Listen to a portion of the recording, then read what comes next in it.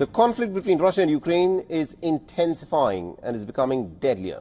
Now, Kiev has said that 2 ballistic missiles blasted a military training facility and also a nearby hospital in Ukraine, killing at least about 47 people and wounding more than 200 others. Now, this happens to be one of the deadliest Russian strikes since the beginning of the war. Our next report gets you more details.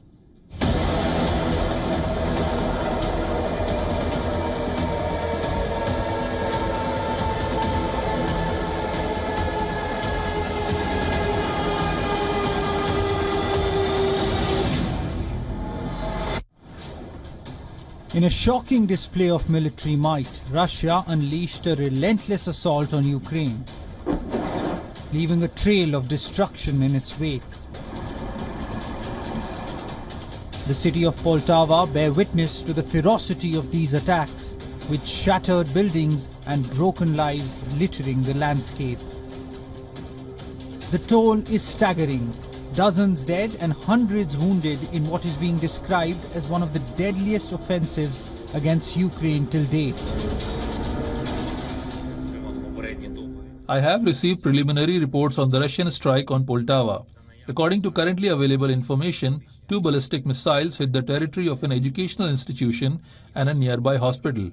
One of the buildings of the Institute of Communications was partially destroyed. People found themselves under the rubble.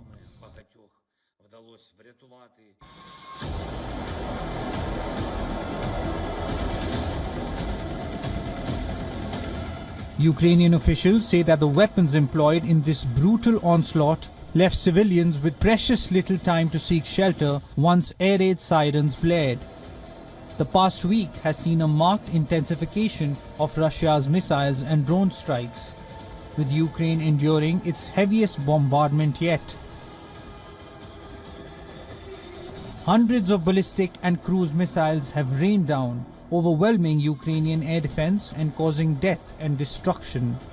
Ukraine launched its own counteroffensive, deploying over 150 drones to target Russian infrastructure, including an oil refinery near Moscow and a power station. Kyiv has been pushing for more long-range weaponry. The US is reportedly close to finalizing an agreement to provide Ukraine with long-ranging cruise missiles capable of reaching deep into Russia. However, Kyiv may have to wait several months as technical issues are resolved before any shipment can be made. The US has been cautious in supplying weapons that could strike within Russia, wary of escalating the conflict further and potentially drawing NATO into the war or provoking a nuclear response. On the battlefield, Russian forces continue to make advances in eastern Ukraine, where fighting is particularly intense near the city of Pokrovsk. President Zelensky has acknowledged the mounting challenges as Russian troops gain control of 477 square kilometers of Ukrainian territory in August alone, Moscow's largest territorial gain in nearly a year. Bureau Report, WION World is One.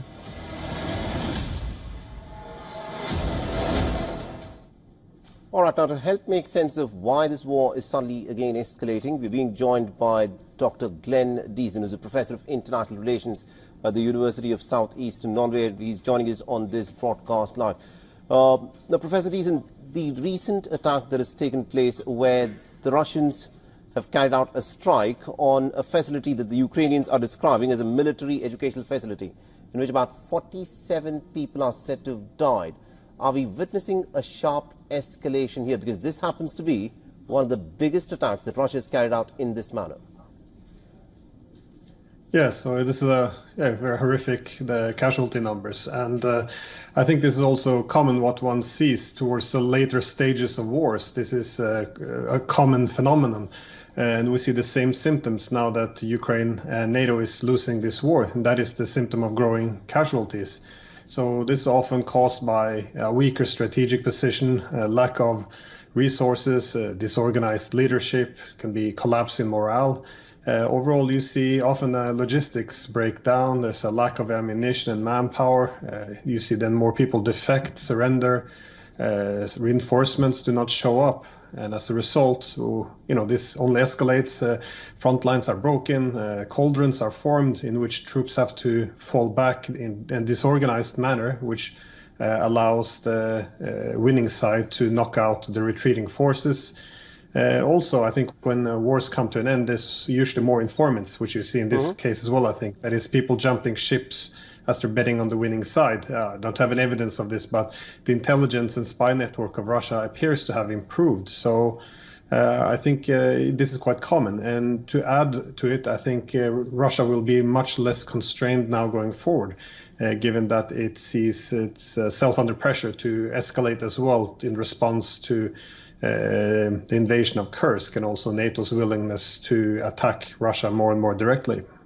Right, and also considering that the Russian President Vladimir Putin, of course, was in Mongolia, and considering the fact that he has an arrest warrant by the International Criminal Court, but he still was able to travel to a country that is a signatory to the International Criminal Court. What does it mean, when the International Criminal Court puts out an arrest warrant and that is simply not adhered to or implemented? Well, it's quite significant, but it's important not to mix up the ICC with the ICJ. So this is effectively Mongolia ignoring an agreement which it has signed, and this I think shows that countries are effectively starting to bet on one horse, if you will, and it's an indication that the West's influence over these countries are reducing, and also they're preparing effectively for a Russian victory, and making sure that the relations with Russia is prioritized above that of the ICC. And you can also add that this is maybe more important for Mongolia even than other countries, given that they are locked between China and Russia as a landlocked country, and they definitely it's in their own national interest to have good relations with Russia. All right, we'll have to leave there. Thank you very much indeed, Dr. Glenn Deason, for joining us and getting us that perspective there. For all the latest news, download the WION app and subscribe to our YouTube channel.